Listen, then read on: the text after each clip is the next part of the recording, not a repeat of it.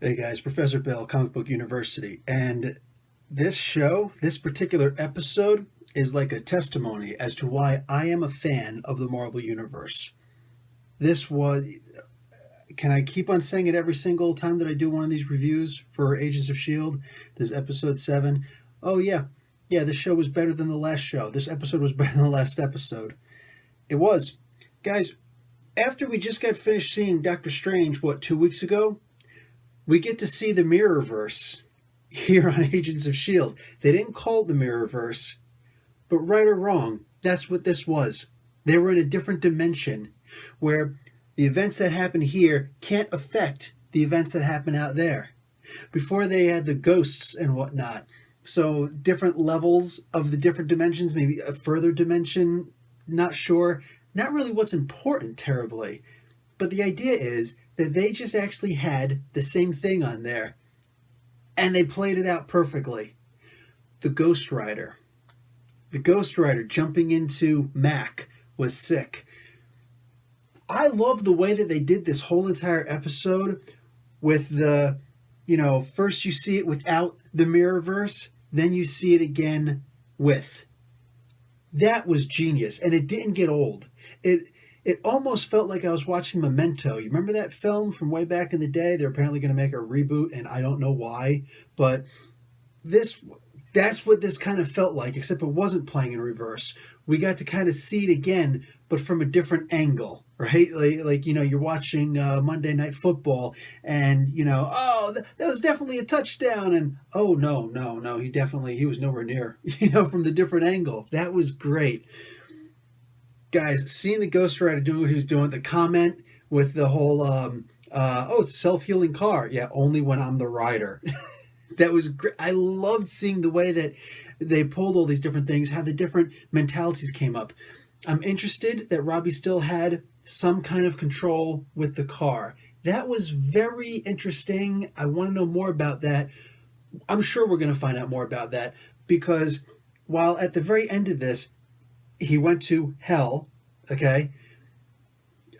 Guys, I don't even know. My mind is exploding and racing all over the place. The big talk on Defenders is that Sigourney Weaver, it's confirmed. Sigourney Weaver is going to be playing the bad guy. She's going to be playing the most high stakes bad guy in the show. And most people are speculating that she's going to be Mephisto. I don't know that she will be Mephisto. I'd be surprised if she were actually going to be playing Mephisto, but if she were, or she were going to be playing Blackheart, or Satanish, any of those characters there, that would be really impressive.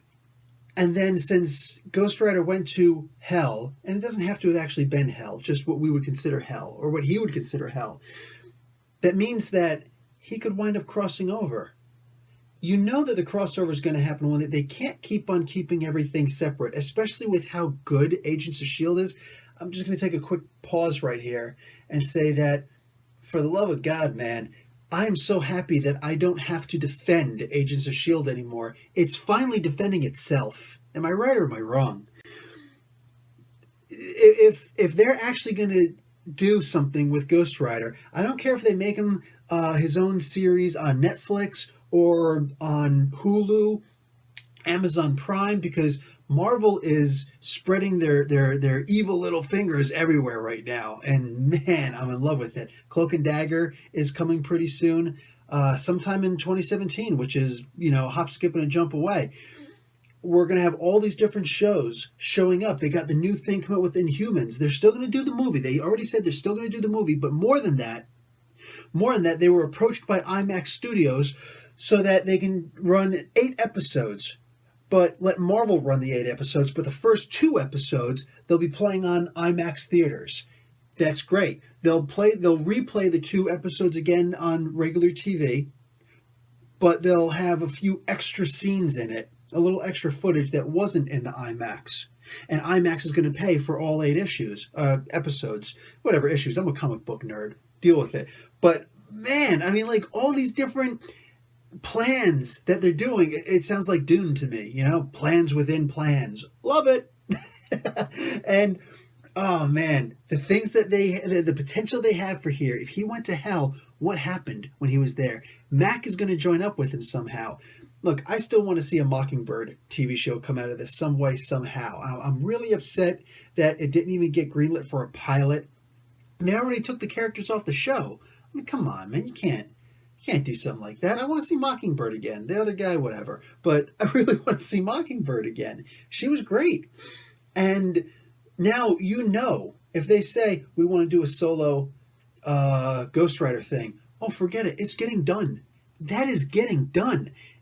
We've already seen that Johnny Blaze exists. He could show up also. I don't really want them running together because then we're going to have the 90s Daredevil, the 90s Ghost Rider film, which, run of the comic books, which I really don't want to see again. Danny and what's his name running again. They did miss a great opportunity for the Hellfire gun, the Hellfire shotgun that Blaze used to use.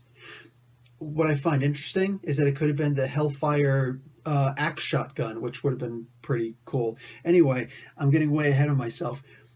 They just opened it up more than any other episode ever that this could clearly, easily be a new Ghost Rider series that's going to come out now. Ghost Rider's going to finish off the thing with Morrow, or he won't. Right now, he has the potential of being an amazing new character, long running. But whatever they're going to do, there's so much potential, right? Mr. Hyde, if you remember the all-new Ghost Rider series, all 12 issues, his first major villain that he had to fight was Mr. Hyde. Mr. Hyde was just on the TV show. Was it last season? I think it was last season. They've already done so much and opened so many doors. There's so much that they could do right now. And it doesn't matter which one of those paths they choose or all of them. Even if they choose none of them, I'm confident now that they're in capable hands. What Ada is doing right now, if you ever seen Squadron Supreme, the 12, I think it was 12 issues. It was not the last thing that Mark Gruenwald did, but anyway, the idea is that in the Squadron Supreme series, they actually had Ada in there. She was created. She was an AI. She wasn't an actual physical. She was just an AI.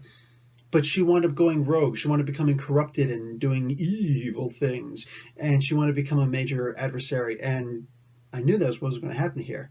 Right? I love that she opened up the Darkhold and all she saw was binary. That was cool. We've actually got... Binary is kind of outdated right now, but regardless, it was cool that at least, most of, us non-techie guys, we got to see that she was reading in binary and all this crazy stuff that she understood. So, bang, right there. That's gorgeous. All those things. Now, every single door is open. I think that they're still going to do a winter series break, which is not fair. We just had 4 weeks without 3 or 4 weeks, whatever. It felt like a year without Agents of S.H.I.E.L.D. It's back. Bigger punch than they had last episode. It's got to be said. And, man, I don't even know what to say anymore after this, except this is the best show on TV. And more, please. Guys, Professor Bill, Comic Book University. Class dismissed.